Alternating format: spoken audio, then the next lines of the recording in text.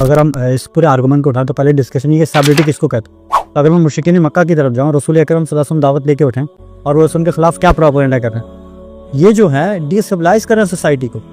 ठीक है, हम गुलाम को इंसानी कंसिडर नहीं करते, ठीक है, हम बच्चों को दरगोर करते हैं, बेटियों को, ठीक है, हम लोगों को इस्तेसाल करते हैं, ठीक है, हम बुतों की परस्तिश करते हैं, ठीक है, हम मार्केट में नाप तोल में कमी करते हैं, लेकिन स्टेबिलिटी तो है।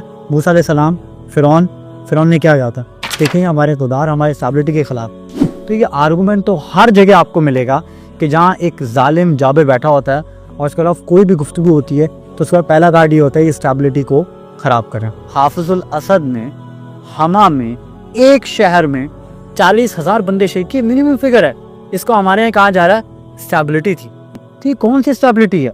ये कहना है कि सीरिया जैसे बन जाएंगे अगर आपने ऐसा किया। तो ये आर्गूमेंट आवाम के लिए नहीं होना चाहिए, ये आर्गूमेंट होना चाहिए इक़्तिदार में बैठे हुए जालिमों के लिए।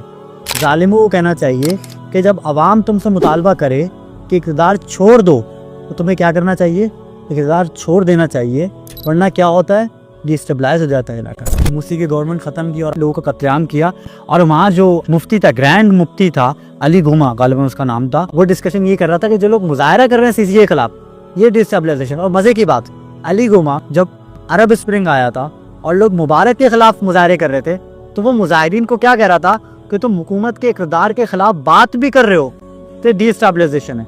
और फिर हुकूमत मुर्सी की आती है और सीसी साहब क्या करते हैं, कू करते हैं, टेक ओवर करते हैं, बंदों को मारते हैं, कत्तो गारतगिरी करते हैं।